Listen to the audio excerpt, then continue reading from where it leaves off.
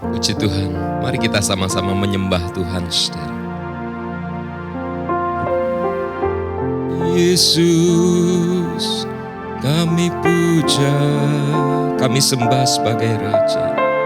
Kami sembah sebagai Raja. Berdiri di tengah kami, ditinggikan dan dipuji. Yesus, Yesus, kami puja, kami sembah sebagai Raja. Berdiri di tengah kami, ditinggikan dan dipuji. Sembah dan puji penuhi tahta-Mu. Sembah dan puji penuhi tahta-Mu. Sembah dan puji penuhi tahta-Mu. Yesus Tuhan adalah Raja. Sembah dan puji, sembah dan puji penuhi tahta-Mu. Sembah dan puji penuhi tahta-Mu. Sembah dan puji penuhi tahta-Mu. Yesus Tuhan adalah Raja. Mari saudara, ekspresikan penyembahan kita. Jangan hanya melihat-lihat layar, saudara, tapi kita menghadap Tuhan pada saat ini.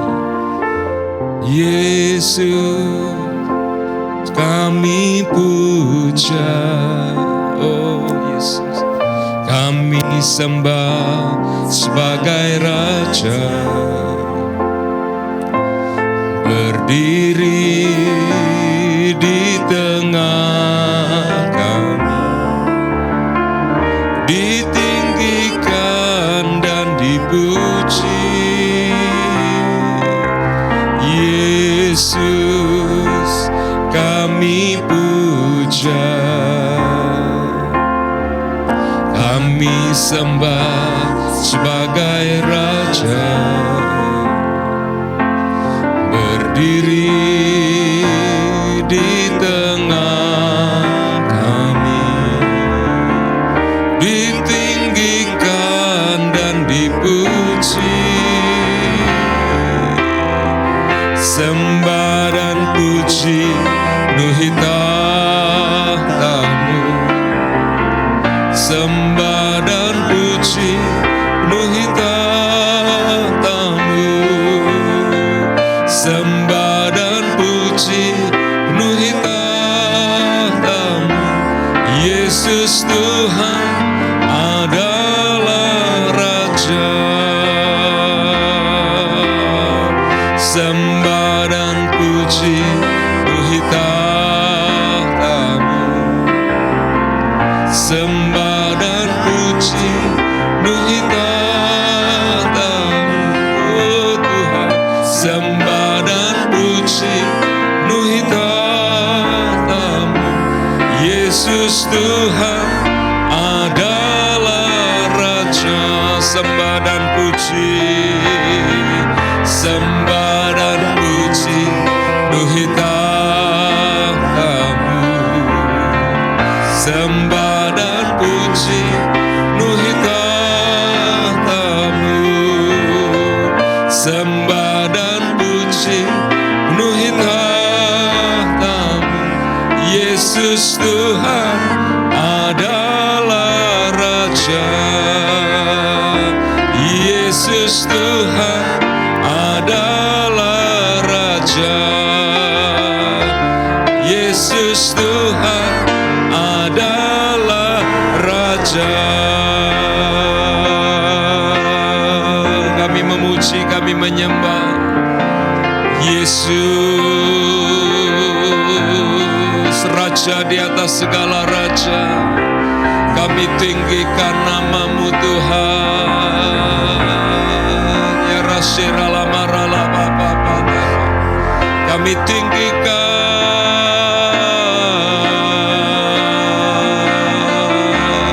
Kami puji, kami puja, kami sembah, kami agungkan Engkau, Yesus Raja di atas segala raja. Haleluya, haleluya, haleluya, haleluya, haleluya. Kami agungkan Engkau, Yesus. Orapata karala shekarala mayarala mapapa, yara shekarala mata karala mata karapapa. Hadirlah pada tiap rumah ya Tuhan.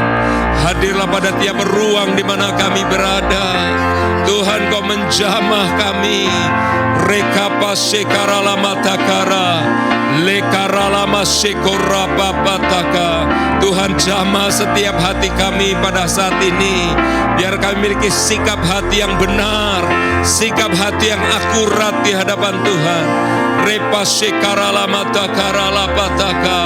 Raja di atas segala raja, kami tinggikan Engkau Tuhan Yesus, kami agungkan Engkau. Ora sekarala mataka, kami agungkan Tuhan Yesus, nama-Mu besar.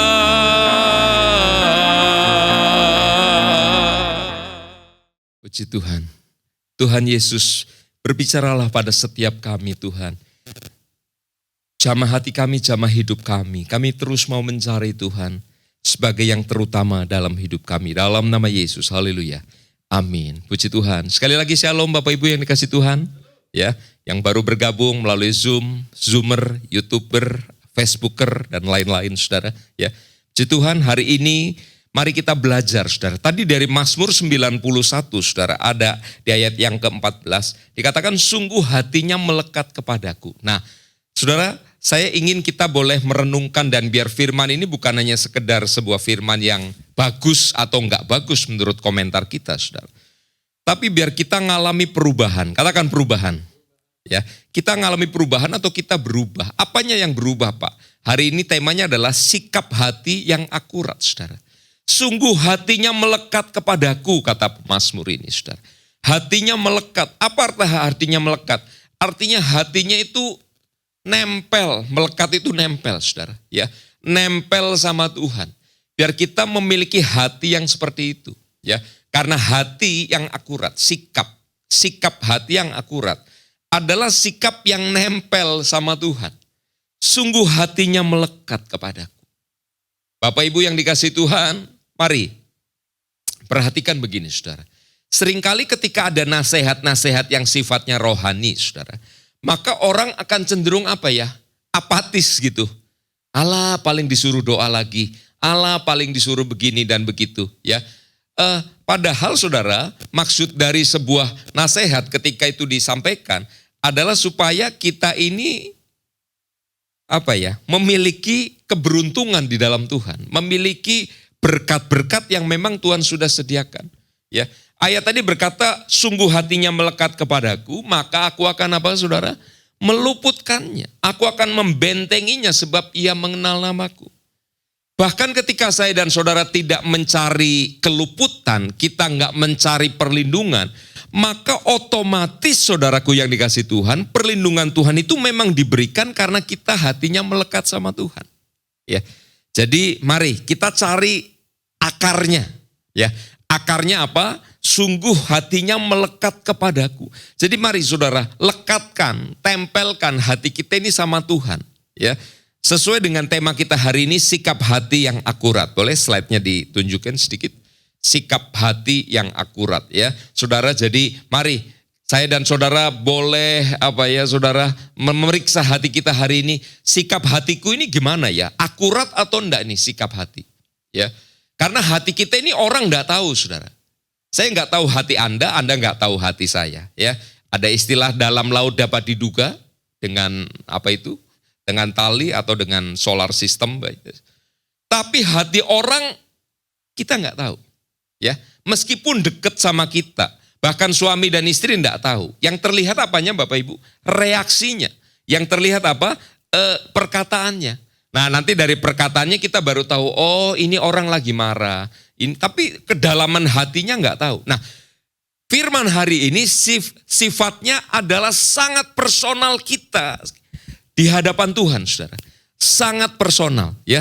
Kita nggak bisa lihat hati orang lain, tapi mari kita melihat hati kita dan biar kita memiliki sikap hati yang akurat. Salah satunya ditunjukkan oleh Mazmur 91 ayat 14 tadi, saudara. Sungguh hatinya melekat kepadaku. Rupanya hati yang melekat itu sangat disenangi, sangat disukai oleh Tuhan, saudara. Klik. Oke. Sikap ya dari kamus ini saudara, perilaku atau gerak-gerik, perbuatan yang didasarkan pada pendirian dan kondisi hati. Nah saya melihat yang ketiga lebih banyak hari ini saudara pada kondisi hati. Bagaimana sikap kita saudara, kondisi hati kita ini perlu saya dan saudara perhatikan. Karena itu akan membawa pengaruh pada semua aspek hidup kita. Ya, karena ada ayatnya itu saudara yang terkenal sekali. Jagalah hatimu dengan apa? Segala kewaspadaan, karena dari situlah terpancar kehidupan. Jadi kondisi hati saya dan saudara, termasuk saudara cara kita berpikir, saudara dan saya harus perhatikan. Kondisi hati kita, cara kita berpikir harus diperhatikan. Klik lagi. Oke. Dari 2 Tawarik 14, mari saudara yang pegang Alkitab, buka Alkitab saudara, 2 Tawarik pasal yang ke-14. Saya akan baca beberapa ayat saudara. Ayat yang kedua, Asa, maksudnya raja ini, Raja Asa, melakukan apa yang baik dan yang berkenan dan yang benar di mata Tuhan Allahnya. Ayat 3, ia menjauhkan mezbah-mezbah asing dan bukit-bukit pengorbanan, memecahkan tugu-tugu berhala dan menghancurkan tiang-tiang berhala. Ayat 4, lihat di Alkitab saudara.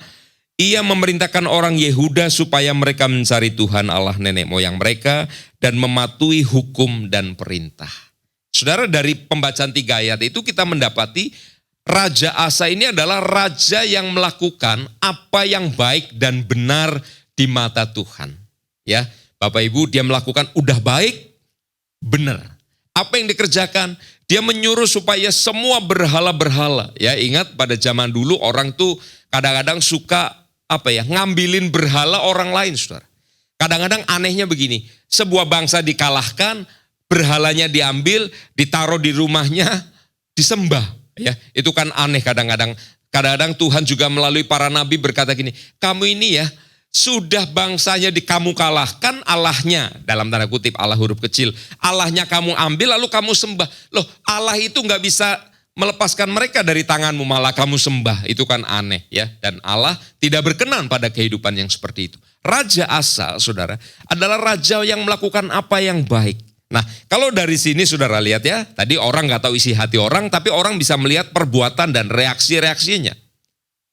Berhala-berhala dihancurkan, tiang-tiang berhala dihancurkan. Ya, lalu dia memerintahkan sebagai raja. Ingat, kerajaan Israel dan Yehuda terpecah 2 saudara. Yang Israel di atas terdiri dari 10 suku, yang di bawah 2 suku. Apa? Yehuda dan Benyamin. Oke, Yehuda dan Binyam. Jadi kalau disebut Yehuda, artinya kerajaan Yehuda yang terdiri dari 2 suku, ibu kotanya di Yerusalem. Kalau yang di atas ibu kotanya di Samaria. Ya, nah semua raja Yehuda ini keturunan Daud, termasuk Asa. Ini adalah keturunan Raja Daud, saudara. Ia memerintahkan Yehuda, seluruh orang Yehuda untuk mencari Tuhan. Bahkan dengan sangat, kalau saya bilang ekstrim saudara. Ya, orang yang tidak mencari Tuhan itu dihukum mati saudara. Jadi dia begitu luar biasa dalam sungguh-sungguh mencari Tuhan. Asa ini saudara. Lalu saudara, dia adalah orang yang mengandalkan Tuhan. Dalam hidup kita, Tuhan memberikan kita ini berkat. Tuhan memberi kita kekuatan. Tuhan memberi kita kepintaran. Tuhan memberi kita segala sesuatu namanya potensi, dan potensi itu ketika digali menjadi sebuah kekuatan yang nyata, saudara. Tapi jangan lupa, yang diandalkan bukan hal-hal itu, saudara. Andalan kita adalah Tuhan. Bisa katakan amin, saudara? Ya, andalan saya dan saudara adalah Tuhan. Bukannya misalnya kita berbisnis atau kita bekerja lalu kita menjadi orang yang punya banyak duit, punya kuasa dan sebagainya. Lalu itu yang diandalkan. Tuhan yang diandalkan, ya. Mengenal hati Tuhan, maka Tuhan dikatakan akan meluputkan. Ya, Saudara. Jadi mari kita memiliki sikap yang seperti itu. Asa, dia terus mengandalkan Tuhan. Oke, saya baca ayat selanjutnya, Saudara. Boleh diklik juga. Nah, terus ada perang, Saudara, antara Raja Asa melawan orang Ethiopia. Saya baca di ayat yang ke-9. 2 Tawarik 14 ayat yang ke-9. Zerah orang Ethiopia itu maju berperang melawan mereka dengan tentara sebanyak 1.000.000 orang dan 300 kereta. Ia sampai ke Maresa ayat 10. Lalu Asa maju menghadapinya. Mereka mengatur barisan perangnya di lembah Zefata dekat Maresa. Ayat 11, nah ayat 11 ini saya catat di PowerPoint kalau saudara bisa lihat, saudara. Boleh dilihat? Kemudian Asa, ini kalimat ini sangat terkenal. Kemudian Asa berseru kepada Tuhan Allahnya. Ya Tuhan, apa? Selain daripada Engkau, tidak ada yang dapat menolong yang lemah terhadap yang kuat. Tolonglah kami ya Tuhan, Allah kami. Karena kepadamulah kami bersandar dan dengan namamu kami maju melawan pasukan yang besar jumlahnya ini. Ya Tuhan, Engkau Allah kami, jangan biarkan seorang manusia mempunyai kekuatan untuk apa? Melawan Engkau. Bapak Ibu yang dikasihi Tuhan, seringkali kita membaca Alkitab, kita akan lewat begitu saja. Ya, tapi kalau kita lihat lebih dekat, kita zoom istilahnya ya Bapak Ibu, apa sih yang terjadi? Loh yang bawa doa aja Tuhan pasti tolong doa. Loh tapi gini saudara ya, baca Alkitab ketika kita mempelajari masuk lebih dalam, saudara mendapatkan data dan fakta yang mencengangkan kita. Boleh ke slide-nya lagi. Berapa pasukan kerajaan Yehuda? 300 tambah 280. Yehuda ada 300 orang, 300.000 orang. Benyamin ada 280.000 orang, saudara. Totalnya 580.000 orang. Tentara Ethiopia berapa? 1 juta. Jadi Anda bisa bayangkan kalau terjadi peperangan yang seru begitu, 1 lawan 2, kira-kira begitu, saudara. Ya, 2 tentara Ethiopia ngeroyok 1, saudara. Dan kalau itu dibiarin rasanya, saudara, maka Ethiopia yang akan menang. Yehuda akan kalah, akan habis, saudara. Ya. Tetapi kemudian Asa, siapa Asa? Orang yang mengandalkan Tuhan. Dia memiliki sikap hati yang baik dan benar itu tadi saudara. Ya, hatinya melekat sama Tuhan. Ketika dia mendapati hal itu saudara, lalu dia berseru kepada Tuhan. Ya, kalau saudara perhatikan, Asa mengatur barisannya, menghadapinya, lalu dia pergi berperang. Tapi sebelum pergi berperang, dia berdoa sama Tuhan. Ya. Dia dikatakan berseru, saudara. Maksudnya berdoa sama Tuhan. Kan seruannya sama Tuhan. Ya Tuhan, selain daripada Engkau tidak ada yang dapat menolong yang lemah terhadap yang kuat. Hari ini mungkin saudara sedang berkata gini, Tuhan aku lemah. Tuhan aku enggak kuat Tuhan. Tuhan aku sedang menghadapi ini dan itu. Tuhan aku enggak bisa. Dengar saudara, posisi Anda berarti sama seperti Raja Asa ketika diserang oleh pasukan Ethiopia ini saudara. Lemah. Merasa nggak bisa, aduh gimana ini. Tapi dengar saudara, orang yang punya sikap hati yang benar, orang yang sikap hatinya melekat sama Tuhan, dia akan mengandalkan Tuhan. Katakan mengandalkan Tuhan sekali lagi saudara. Asa berseru, ya Tuhan selain daripada Engkau tidak ada yang dapat menolong yang lemah terhadap yang kuat. Ya. Anda rasanya kayak dejavu sebentar, saudara ingat Daud dan Goliat, saudara. Daud itu orang biasa, tingginya biasa, mungkin 180 saja orang Israel umumnya. Sementara Goliat 2,9, saudara. Tidak ada, ya selain Allah, tidak ada yang dapat menolong yang lemah terhadap yang kuat. Pak itu Daud kan lagi beruntung Pak, tembakannya kena. Ya tembakannya kena sih bisa kena, saudara. Tapi kekuatannya saudara itu bukan sebuah kebetulan. Ya, sampai batu itu bisa menancap di jidatnya si bapak Goliat, saudara. Raja Asa juga menaikkan doanya kepada Tuhan. Tuhan, selain Kau tidak ada yang dapat menolong yang lemah terhadap yang kuat. Hari ini sekali lagi mungkin kita berkata, Tuhan, saya sedang lemah, saya sedang susah, rasanya nggak tahan lagi, usaha lagi susah, kerjaan lagi susah, apapun lagi susah. Dengar saudara, pada saat seperti itu, dengar, pada saat kita mengalami kelemahan, orang pengennya terus strong, kuat saudara. Orang pengennya terus berjaya. Orang pengennya terus ini. Tapi realitas kehidupan kan enggak seperti itu. Kadang orang alami kekuatan yang penuh saudara. Ya. Tapi kadangkala kita juga seperti kacang gak ada isinya saudara. Enteng, rasanya lemah. Tapi dengar saudara. Ayat Alkitab ini berkata, Tuhan, tidak ada selain Tuhan. Gak ada orang yang bisa menolong yang lemah terhadap yang kuat. Itu apa namanya Bapak Ibu? Mengandalkan Tuhan. Sekarang kalau dibalik saudara, kalau dibalik, perhatikan saya. Kalau dibalik.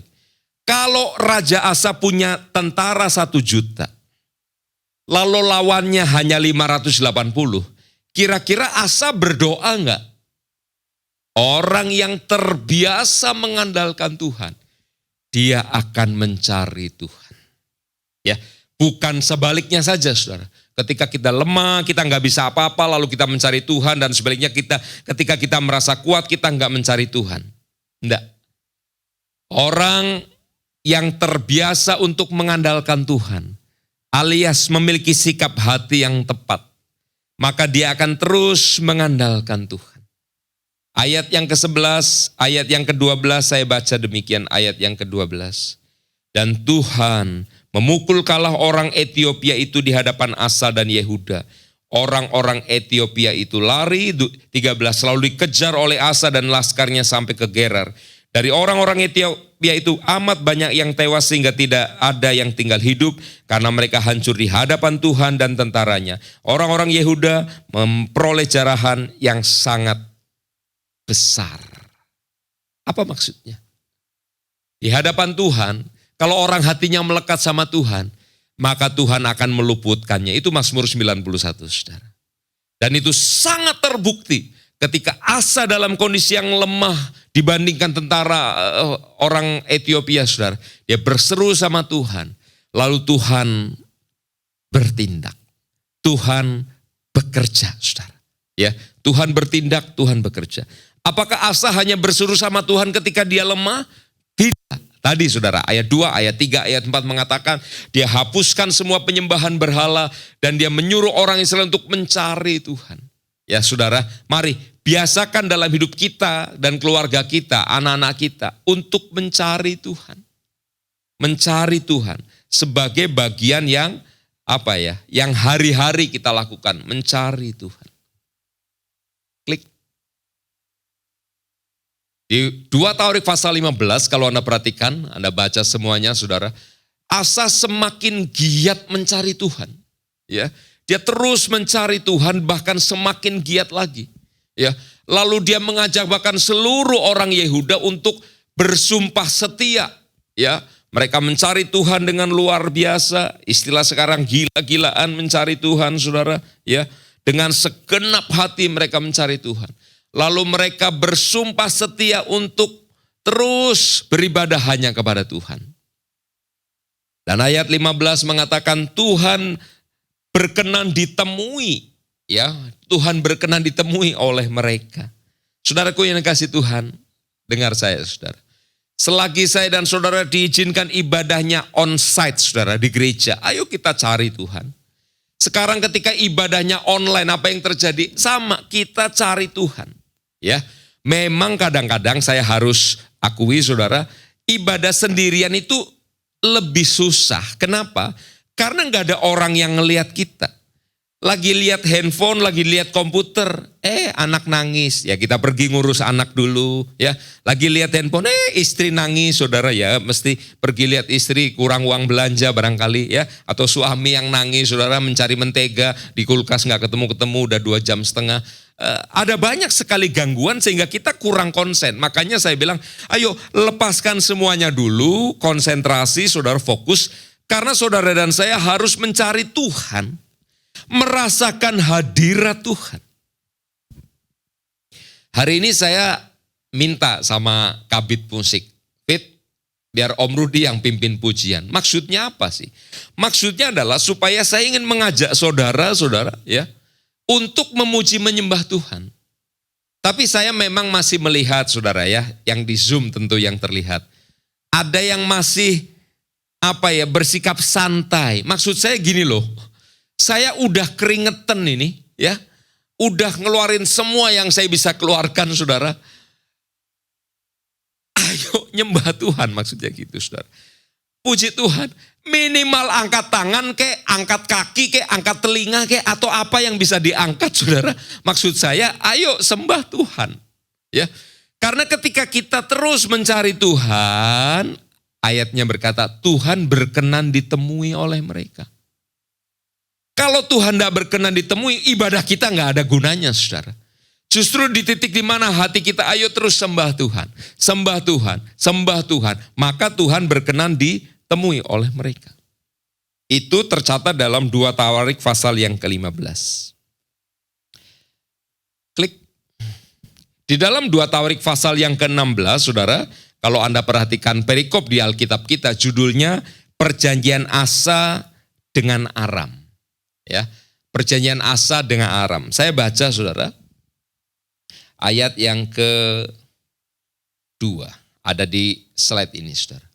Lalu Asa mengeluarkan emas, ayat 1 dulu. Kenapa Asa mengeluarkan emas gitu ya.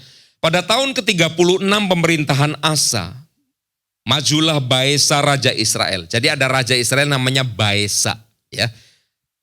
Yehuda rajanya Asa, Israel namanya Baesa. Majulah Baesa Raja Israel hendak berperang melawan Yehuda. Ia memperkuat Rama. Ada yang namanya Rama ya. Rama itu ternyata nama kota di sana. Ia memperkuat Rama dengan maksud mencegah lalu lintas kepada Asa Raja Yehuda. Ayat 2. Lalu Asa mengeluarkan emas dan perak dari perbendaharaan rumah Tuhan dan dari perbendaharaan rumah raja dan mengirimnya kepada Ben-Hadad Raja Aram yang diam di Damsik dengan pesan. Ayat 3. Ada perjanjian antara aku dan engkau, antara Allahku dan Allahmu. Ini kukirim emas dan perak kepadamu. Mari, batalkanlah perjanjianmu dengan Baesa Raja Israel, supaya ia undur daripadaku. Saudaraku yang dikasihi Tuhan, mari perhatikan.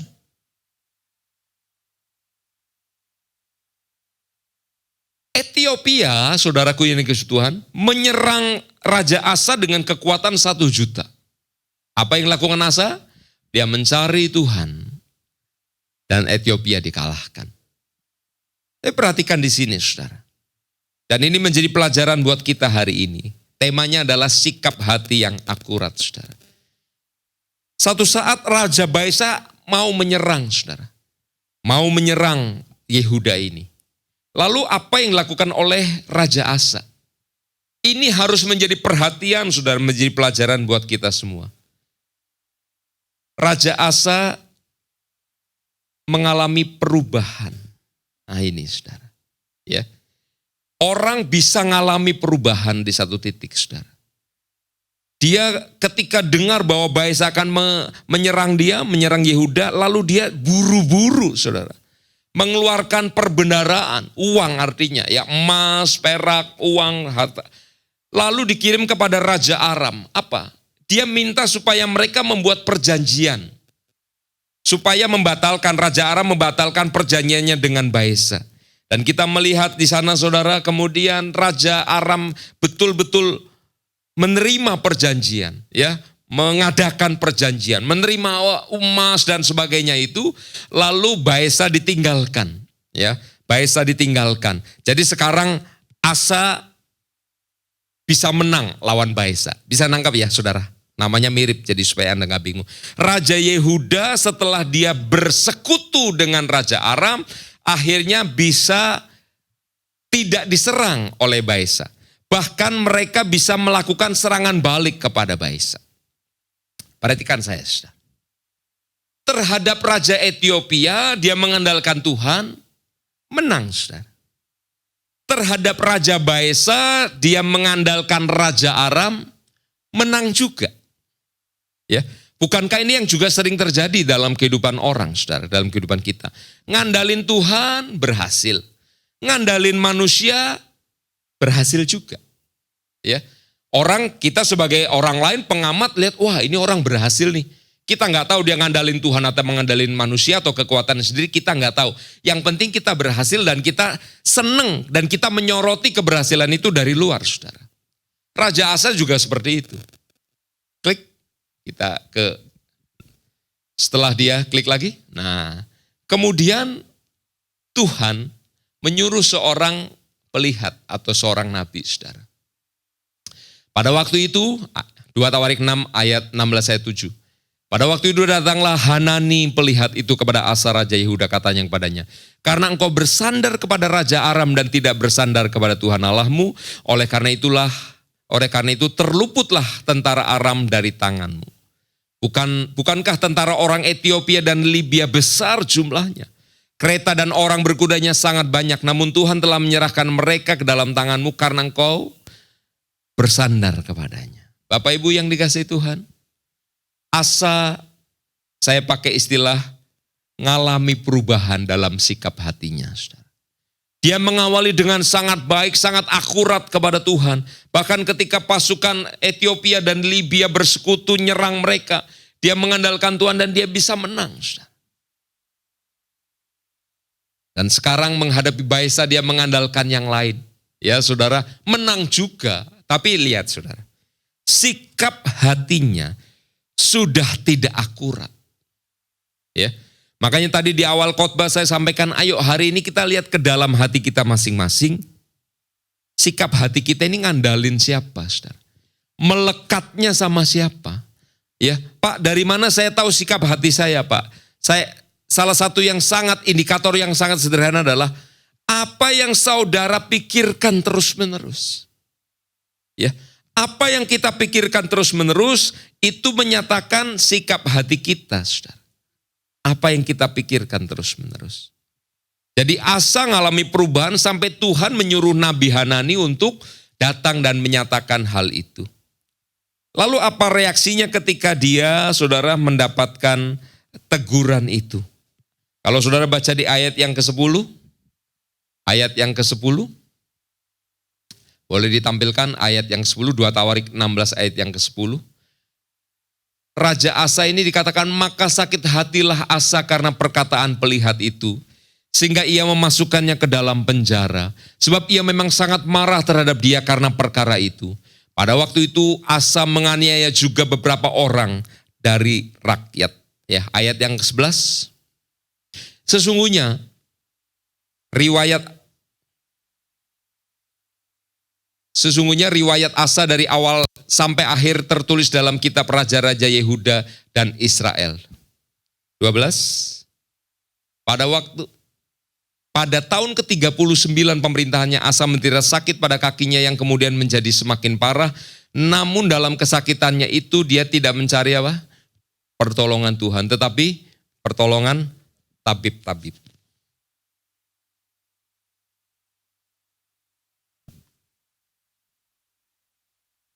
Asa ngalami perubahan, saudara. Ya, boleh diklik tadi? Oke, Asa ngalami perubahan. Apa yang berubah? Tadinya hatinya melekat sama Tuhan. Sikap hatinya akurat. Tapi kemudian dia ngalami perubahan, saudara. Dia mengandalkan raja yang lain, Raja Aram tadi. Ya, lalu ketika dia mendapatkan firman Tuhan, dia bukannya berterima kasih dan bertobat, tapi kemudian dia malah memasukkan nabi itu ke dalam penjara. Ya. Lalu pada waktu itu juga dia menganiaya beberapa orang dari rakyat. Maksudnya begini, saudara, tentu rakyat ini tidak bersalah. Ya, kalau rakyatnya bersalah lalu dimasukkan dalam penjara, tentu Tuhan akan mendukung keputusan itu, saudara. Tapi terlihat bahwa rakyat itu tidak bersalah, tapi dianiaya. Kita tidak tahu ada sebabnya apa. Tapi yang jelas itu dicatat sebagai dosa yang dilakukan oleh Raja Asa ini. Kemudian dia sakit. Dan ketika dia sakit, dia nggak mencari pertolongan Tuhan, tapi mencari pertolongan tabib. Pak, apakah kita nggak boleh ke dokter? Jawabannya boleh ke dokter, tentu saja. Tapi tabib-tabib di sini tentu afiliasinya bukan kepada roh Tuhan. Ya, afiliasinya kepada roh yang lain, saudara. Makanya itu dicatat sebagai sebuah ketidaksetiaan dari asa ini. Apa ininya buat kita? Apa implikasinya buat kita? Klik. Oke. Orang putih bisa mengalami perubahan jadi hitam, saudara. Ya, orang bisa mengalami perubahan. Jadi hari ini mari lihatlah hati kita masing-masing, saudara. Saya ini ngalami perubahan enggak? Oh, berubah, Pak. Dulu saya jahat, sekarang saya benar. Oh, puji Tuhan, haleluya kalau itu yang terjadi. Dulu, Pak, saya enggak mengandalkan Tuhan, sekarang mengandalkan Tuhan, Pak. Selalu. Puji Tuhan, haleluya. Tapi jangan yang sebaliknya. Ya, di masa era yang keemasan, ya, sebelum pandemi semuanya berjalan baik, mencari Tuhan, dan sekarang sebaliknya kita menjadi hitam, berubah sebaliknya, saudara. Ya, sikap hati yang akurat dalam kehidupan kita adalah tadi, saudara, melekat sama Tuhan. Ya, dan ketika orang melekat sama Tuhan, orang memberi dirinya melekat sama Tuhan, saudara. Orang itu, klik sekali lagi, dia akan mencari kerajaan Allah dan kebenarannya. Ya, sikap hatinya adalah mencari kerajaan Allah dan kebenarannya. Mari saudara, ini menjadi peringatan buat setiap kita. Carilah Tuhan, carilah kebenarannya. Apa itu kebenaran? Firman Tuhan. Hidup di dalam kebenaran itu, saudara. Hidup di dalam kebenaran. Maka itu adalah sikap hati yang tepat. Kadang-kadang kita bingung tentang 1-2 hal. Ayo cari Tuhan. Doa sama Tuhan. Saya percaya itu akan menolong kita memiliki sikap hati yang akurat di hadapan Tuhan. Mari semua kita, saudara, hamba-hamba Tuhan, anak-anak Tuhan, kita punya sikap hati yang akurat. Apa itu sikap hati yang akurat? Melekat sama Tuhan. Terus kita terus mencari Tuhan, saudara. Mendahulukan kerajaan Allah dan kebenarannya. Maka Tuhan akan berkenan pada hati yang seperti ini. Lagi lemah, Pak, ingat tadi, melawan 1 juta orang Ethiopia, yang 1 juta bisa dikalahkan. Lagi sakit, Pak, Tuhan pasti tolong. Jangan lupa, saudara. Sakit pun ada dalam kontrolnya Tuhan. Bisa bilang amin, saudara? Tuhan mungkin akan berbicara sesuatu kepada kita. Apa itu, Pak? Ya saya nggak tahu. Ya, buat saya, buat Bu Ami, buat setiap kita, Tuhan pasti punya urusan masing-masing, saudara. Ketika kita masuk masa-masa sakit, isoman, saudara, lalu kita berduaan sama Tuhan, Tuhan punya urusan. Tapi hari ini adalah, ayo miliki sikap hati yang akurat, yang melekat sama Tuhan. Tuhan Yesus memberkati, mari kita berdoa. Terima kasih Tuhan Yesus, terima kasih. Mari lihat diri kita masing-masing di hadapan Tuhan. Kami mau belajar ya Tuhan dari kehidupan Raja Asa. Terima kasih Tuhan Yesus, terima kasih. Biar kami terus memiliki hati yang akurat kepada Tuhan. Hati yang tertuju kepada Tuhan. Hati yang mendahulukan kerajaan Allah dan kebenarannya. Terima kasih Tuhan Yesus, terima kasih. Kalau hati kami hari ini jauh, saudara, kalau kita tahu hati kita sekarang tidak akurat, jauh dari Tuhan. Dan kita berkata, Tuhan, aku mau memiliki hati yang akurat, biar kita angkat tangan di hadapan Tuhan. Izinkan saya berdoa pada saat ini. Tuhan, Kau melihat tangan-tangan yang diangkat, yang ada di rumah masing-masing di mana kami berada. Tuhan, kami mau lebih dan lebih dekat dengan Tuhan. Memiliki sikap hati yang benar, sikap hati yang tepat, yang akurat di hadapan Tuhan. Ampuni kami Tuhan, biar kami berjalan dalam kebenaran yang daripada Tuhan. Terpujilah namamu. Hamba berdoa buat yang sakit, Tuhan jamah. Ya Tuhan, pulihkan setiap kami anak-anak Tuhan. Terpujilah namamu. Di dalam nama Yesus kami berdoa, kami ucap syukur. Haleluya. Amin. Puji Tuhan, Tuhan Yesus memberkati.